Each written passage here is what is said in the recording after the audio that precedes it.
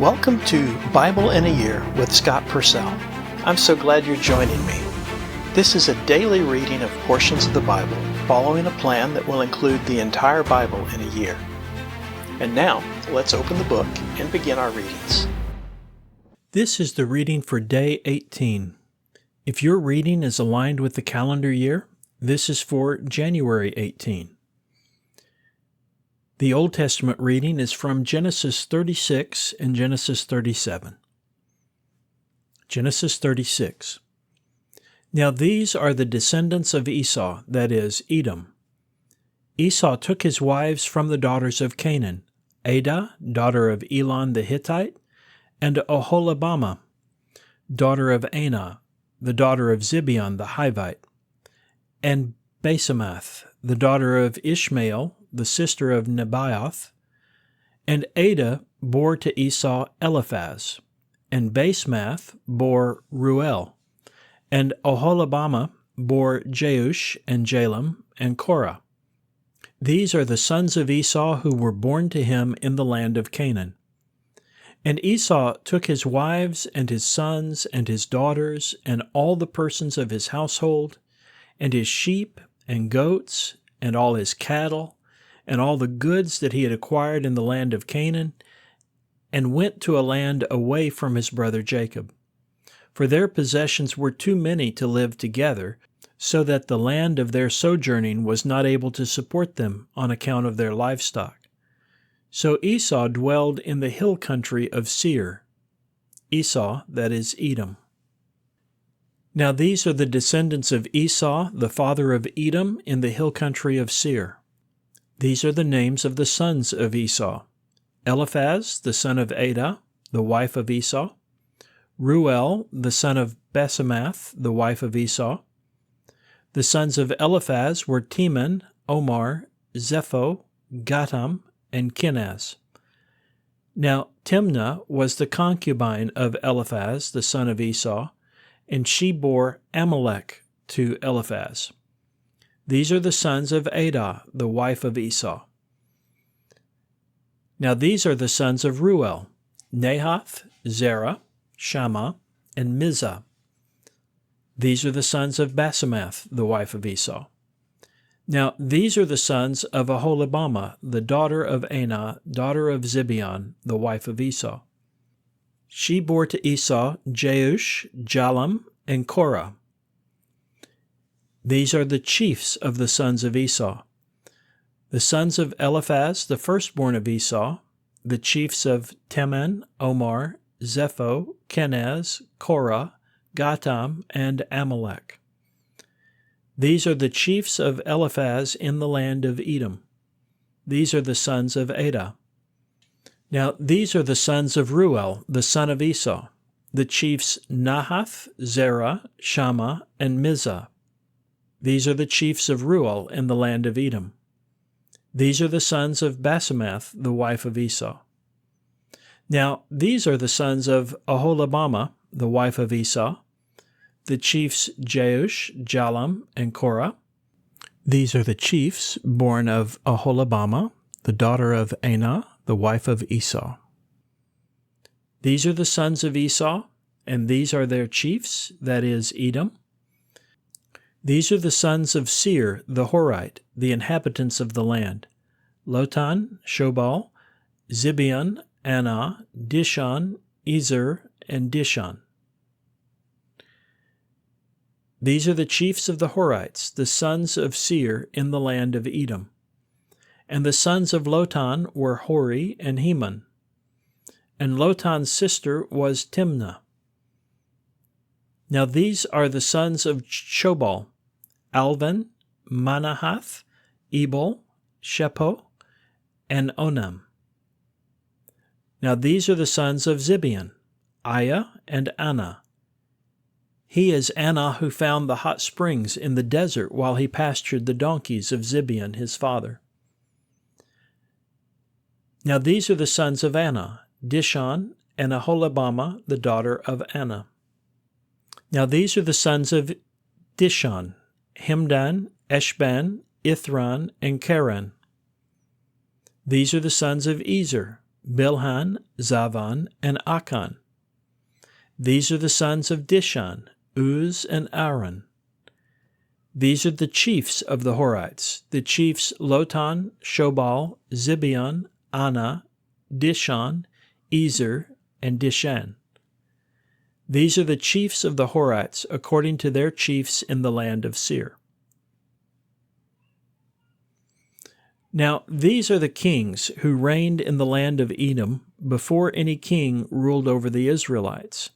Bela, the son of Beor, reigned in Edom, and the name of his city was Dinhabah. And Bela died, and Jobab, the son of Zerah from Basra, reigned in his place. And Jobab died, and Husham from the land of the Temanites reigned in his place. And Husham died, and Hadad, son of Bedad, who defeated Midian in the field of Moab, reigned in his place. And the name of his city was Avith. And Hadad died, and Samlah from Masrekah reigned in his place. And Samlah died, and Shoal from Rehoboth on the Euphrates reigned in his place. And Shaul died, and Baal-Hanan, the son of Achbor, reigned in his place. And Baal-Hanan, the son of Achbor, died, and Hadar reigned in his place. And the name of his city was Pau, and the name of his wife was Mehetabel, the daughter of Matred, daughter of Mezahab. Now these are the names of the chiefs of Esau, according to their families, according to their dwelling places, by their names, the chiefs Timnah, Alva, Jetheth, Aholibamah, Elah, Pinon, Kenaz, Teman, Mibzar, Magdiel, and Iram. These are the chiefs of Edom, that is Esau, the father of Edom, according to their settlements in the land of their possession. Genesis 37. And Jacob settled in the land of the sojourning of his father, in the land of Canaan. These are the generations of Jacob. Joseph, when 17 years old, was shepherding the flock with his brothers. Now he was a helper with the sons of Bilhah and the sons of Zilpah, the wives of his father. And Joseph brought a bad report of them to his father. Now Israel loved Joseph more than all his sons, for he was a son of his old age. And he made a robe with long sleeves for him. When his brothers saw that their father loved him more than all his brothers, they hated him, and were not able to speak peaceably to him. And Joseph dreamed a dream, and he told it to his brothers, and they hated him even more. And he said to them, "Listen now to this dream that I dreamed.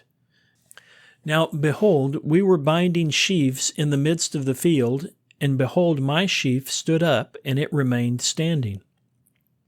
Then, behold, your sheaves gathered around and bowed to my sheaf." Then his brothers said to him, "Will you really reign over us? Or will you truly rule over us?" And they hated him even more on account of his dream and because of his words. Then he dreamed yet another dream and told it to his brothers. And he said, "Behold, I dreamed a dream again. And behold, the sun and the moon and 11 stars were bowing down to me." And he told it to his father and to his brothers.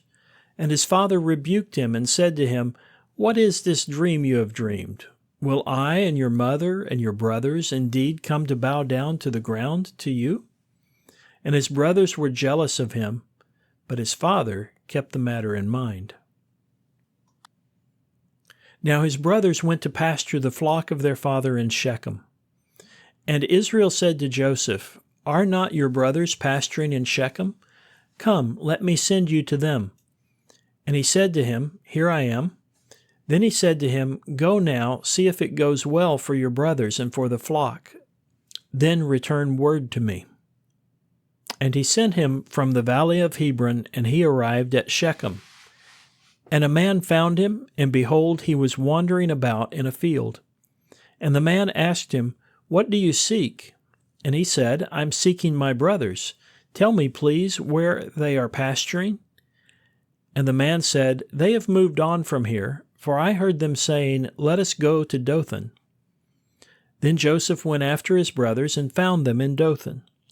And they saw him from a distance. And before he drew near to them, they conspired against him to kill him.